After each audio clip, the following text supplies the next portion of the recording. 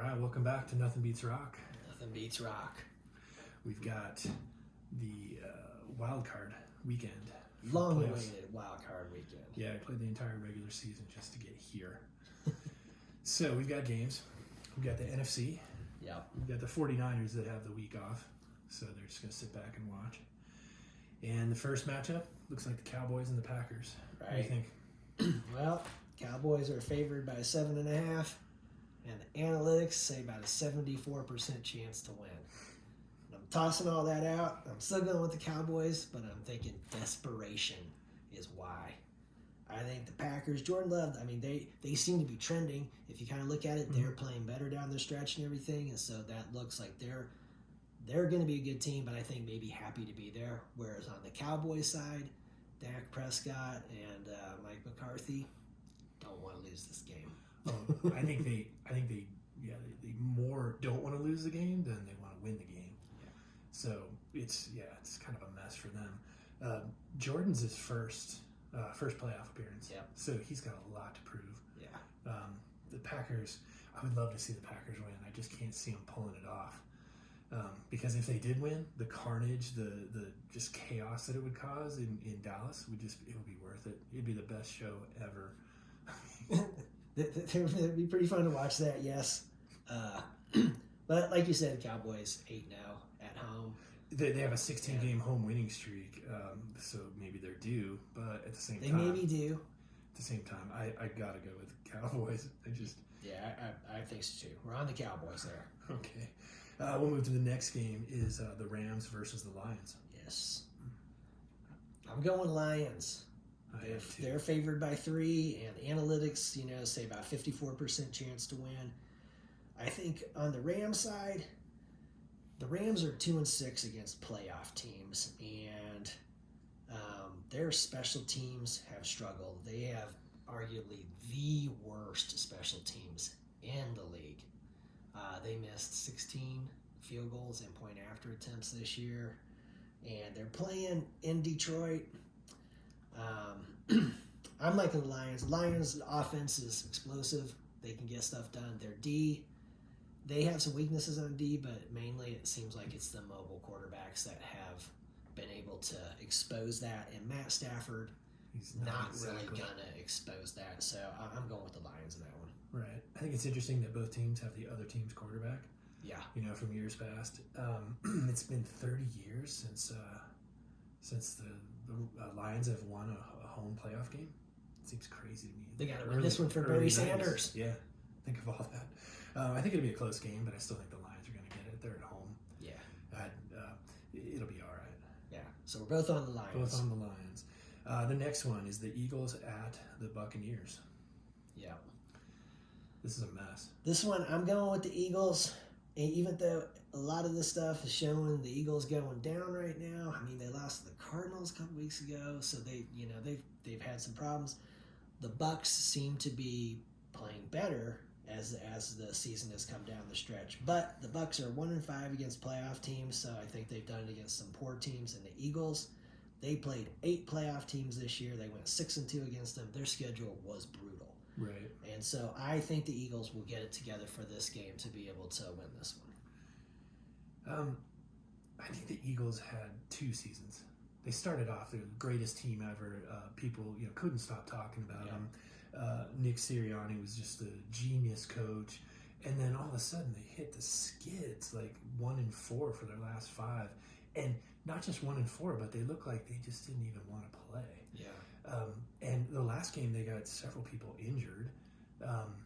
It's a weird thing. I don't know if you can pull out of that kind of a tailspin in 1 week. It may be playing that hard a schedule takes its toll. No, do you know what I mean? That takes totally its agree. toll, and it's like, after that many hard games, that they're just not where they were. They're favored by 3, and again, the analytics say 57% chance for them to win, Right. but I know that's a tough one to call because the trends seem the opposite. They seem to be a team going down while the Bucs seem to be improving right now. But again, I think the Bucs have done it against some weaker teams, so I'm going with the Eagles, but that's not like a confident. Right. I'm gonna go with the Bucs. Okay. They're at home. I think Baker Mayfield is a quality quarterback, and he's capable, and he's got momentum. If they weren't playing at home, I'd go with the Eagles. Right. But this is going to be an interesting one. It's a tough one to call there. Yeah. See who pulls out of that one.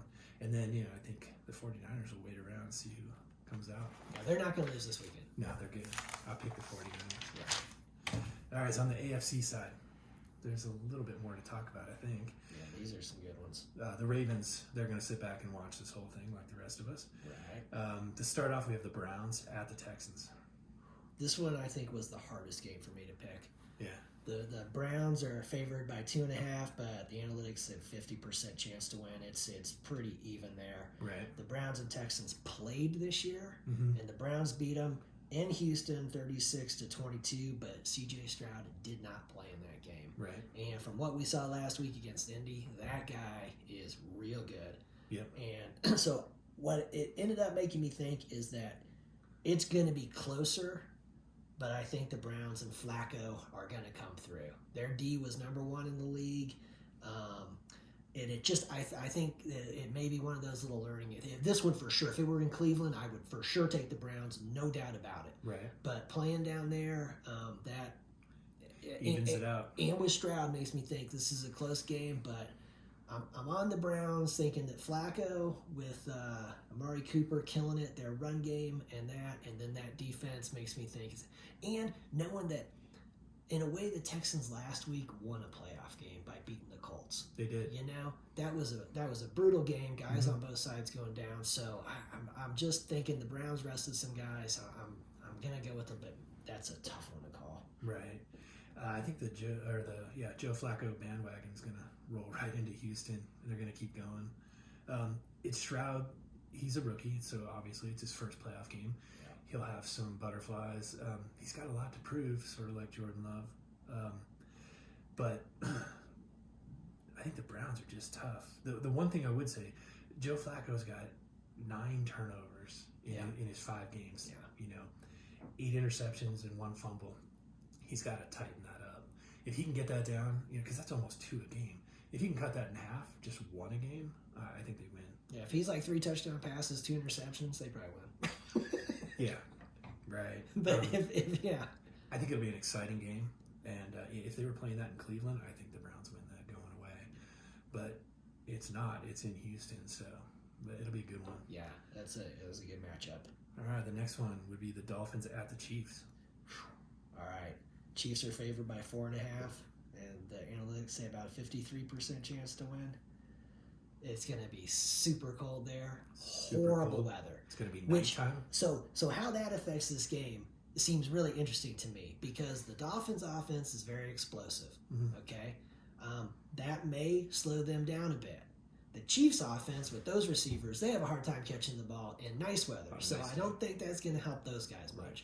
But where it may hurt the Chiefs is Harrison Butker because they're not going to be counting on 60-yard field goals because in that cold, the ball's not going to be traveling that far. Right. So I think overall, I'm going to go with the Chiefs with this one because the Dolphins are beaten up. Chubb is out. Phillips is out. They're 2 best edge rushers. I think with Miami and in that weather, but I think this is going to be an ugly game, 5-3 Chiefs. Yeah. A safety. The Chiefs' defense outscores their offense kind of thing. Right. I think it'll be a close, kind of an ugly game. I give the nod to the Chiefs because of Andy Reid. I think he's been there before. He'll have something figured out. And I don't think that he's taken the last few weeks off, to figure his stuff out. I think he'll be ready. The fact that it's going to be arguably the coldest game ever played in Arrowhead, that's going to favor the Chiefs. I know that Miami, they've got cold weather gear. They'll wear all their stuff, but they're not used to it. They're not, They're just, it's a tough thing to do, even for 3-4 hours, right. to just go out there and try and do all those skilled things that you do when it's super cold and it's nighttime. And their game last week against Buffalo was brutal. Oh, yeah. That was mean. They lost that one. So you win that brutal game, it's confidence for next week. You lose that one, and it's just like, oh, man. Yeah. And then you got to go to KC, and you have to go to the fans in Arrowhead. It's one of the loudest stadiums ever. So I just I don't see him pulling it out, but I do think it's going to be close. I think it's going to be kind of ugly. Yeah, it seems like the Chiefs right now are kind of one of those teams that the firepower to put teams away. This is the best defense they have had since Patrick Mahomes has been the starter. Their D was the second number 2 scoring defense in the league. Right. So their defense is good. That can keep them down. And But is their offense going to put them in sync. a bad spot over and over with turnovers and penalties and Drop stuff? passes, And things that's like just, that. yeah. Because, you look at them and you think, hey, about a half a dozen drop passes and a couple penalties from 15-2. Yeah. Or really the Broncos game was the only one that they lost convincingly. Right. Other than that, it's like, man, just kind of, which, yeah. So that takes me back to Andy Reid, where I think he absorbs that a little bit better, and he's like, all right, we were close. I'll fix this, I'll fix that, this wrinkle here, and I think he'll be ready. Yeah. So now I think he's the difference. That brings us to the last game. It'll be the Steelers at the Bills. Yeah, I'm going with the Bills here. So they're the Bills too. 10-point favorites, 77% chance to win. What is it? TJ Watt is out for the Steelers. That's not going to help with chasing Josh Allen around. No. And the Bills down the stretch, they've got 5 straight wins ever since. 5 straight wins over quality opponents. Yeah. 3 of them. Yeah. They beat Miami, Dallas, and Kansas City. Yeah. Again, I think it's the Buffalo Bills bandwagon. They're on it. They're a strong team. They got a strong defense. Their offense, it's just like that game last week against Miami. Final score looking 21-14, and you think, oh, it was close, and it was just like, man, if they don't turn the ball over a few times when they have it down there, they could have. They could have blown it open. Yeah, that game could have been 35-14, 42-14, and definitely. Yeah, they look like a team that's just. It's kind of like the Bills, Chiefs, and Browns. If their defenses can play well, the offense just keep it together, not turning the ball over. Right. But yeah, I definitely am going with the Bills in this one. And the Steelers, you know what? The Steelers, they've had a good season and they've played hard teams. They beat the Ravens twice. Right. And the first time was with Lamar and everything. Yeah. That was not, like this last week where they rested half the team. Yeah. No, the Steelers have played a tough one. I just don't think they're going to get the Bills at home with all the momentum. Yeah. You got to beat the entire city of Buffalo this week. I don't see it happening. Yeah. I'm with the Bills too there. Yep. And then, that wraps up games. I would say, though, the biggest losers this weekend, I'd hope, are going to be the NFL and NBC and Peacock, because the Kansas City Dolphins game is going to be streamed. Yeah, it's on Peacock. It's on Peacock. You have to pay $5.99 to watch a game. We've never watched any NFL game for free, ever. You have to watch the commercials. So for them to say, oh, we're going to have the fourth quarter with no commercials, but we're going to charge you $5.99. I hope it blows up in their face. I hope that NBC and Peacock lose a ton of money, and the NFL just looks dumb. Well, one thing with Peacock, if you like motocross and supercross, I'm not knocking you Peacock. sign up for Peacock, you can watch that stuff too. And guess what? You're going to get a few NFL games too. Yeah, and maybe that's what they're thinking, that you'll just get the people that already have it for the other content. Yeah. But to just drop it on people this week, outside of the local markets for Miami and Kansas City, those people get to watch it on their normal NBC channel. Yeah. But for everybody else who wants to watch it, you either already have Peacock or you don't. You got to pay. Yeah. I think it's terrible.